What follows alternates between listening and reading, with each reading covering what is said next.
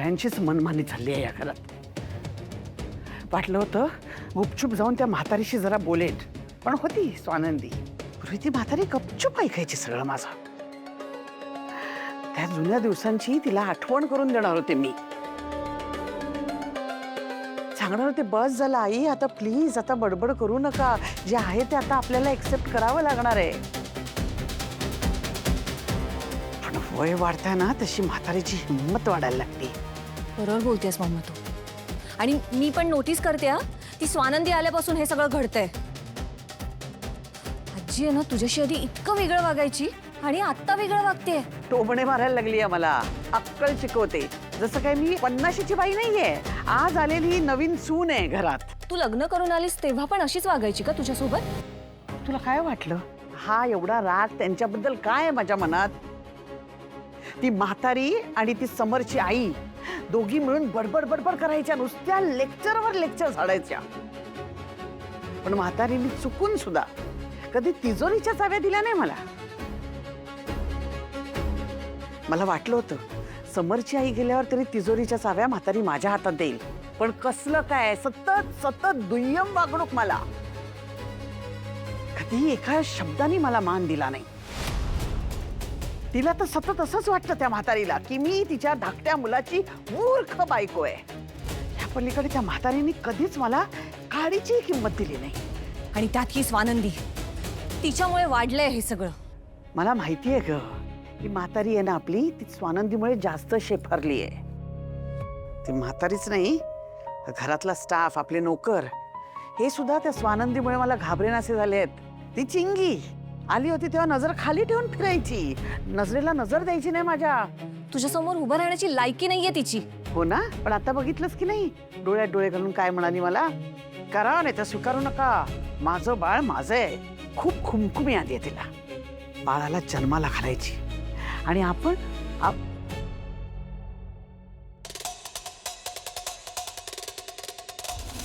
बघ. मॉम काय करतेस यार? इथे मोलकर्णी समोर हरायची वेळ आली आहे आणि आपण बसलोय मोबाईल घेऊन.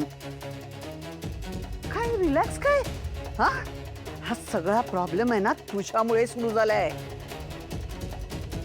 त्या मोलकर्णीला डोक्यावर चढवून ठेवलं नसतं ना तरी ही वेळ आली नसती आपल्यावर.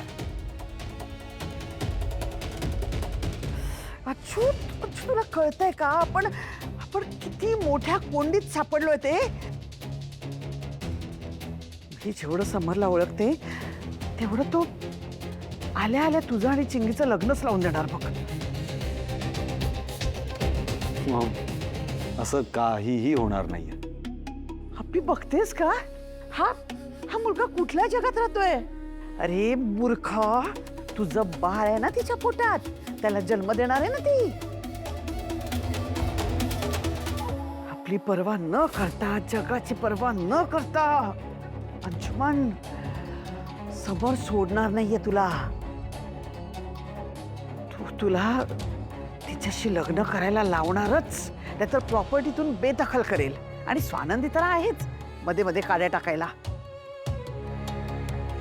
अरे बापरे, मला तर टेन्शनच आलंय अप्पी. समर ह्याची पोलीस कंप्लेंट पण करू शकतो. त्या मोलकर्णीला सून म्हणून मी स्वप्नात पण स्वीकारू शकत नाही. पण आता काहीच होऊ शकत नाही ना. सगळं संपलंय. तुझी एक चूक महागात पडली आपल्याला. चिंगी आणि तिचं बाळ आता तुझ्या गळ्यात पडणार आणि तुझ्यामुळे आमच्या गळ्यात पडणार.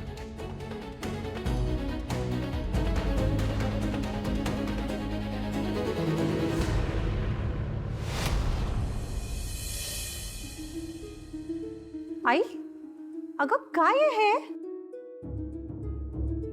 काय सांगेल तुला स्वानंदी? मध्येच तिला काय होतं आम्हालाच कळत नाही. दर थोड्या दिवसांनी काहीतरी हिला झटका येतो, त्यापैकीच हा. सगळं घर डोक्यावर घ्यायचं असतं हिला. नंदुताई, आय एम सॉरी तुला असं अचानक बोलून घेतलं.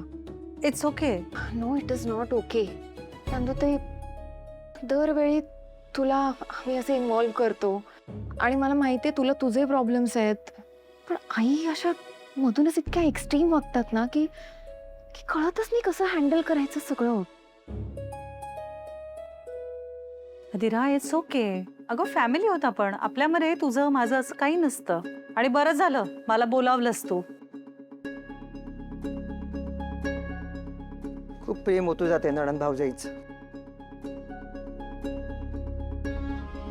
सगळ्यांनी मिळून मला वेड्यात काढायचंच ठरवलंय ना या लोकांनी.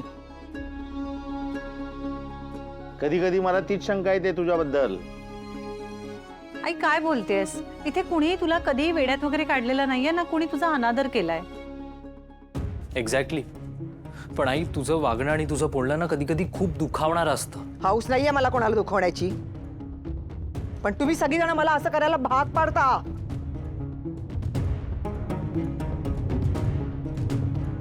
हे असं वागायला? आई अगं बघ एकदा ते स्वेटर कडे. किती सुंदर छान स्वेटर आहे तो.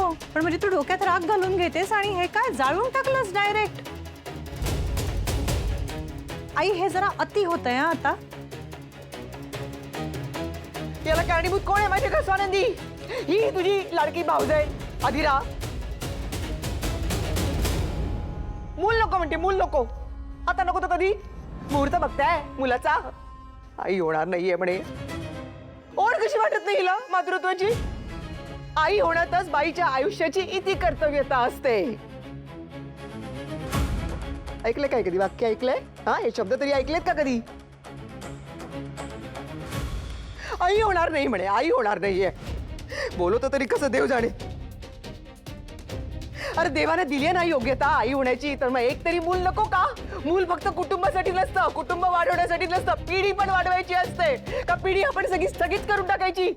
इतर लोकांची बघा वाढतायत मेंढरांसारखी पिल्लावळं.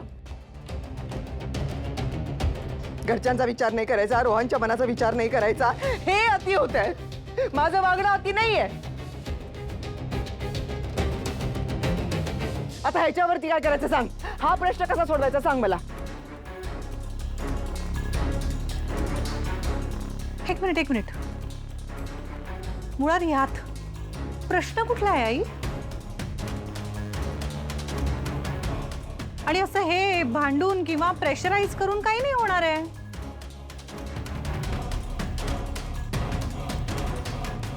एक मिनिट स्वानंदी, तुझं लग्न पण यांच्यासोबतच झालं ना? तुझ्या घरी पाळणा हल्ला. मुलबाळ कुठे आहे?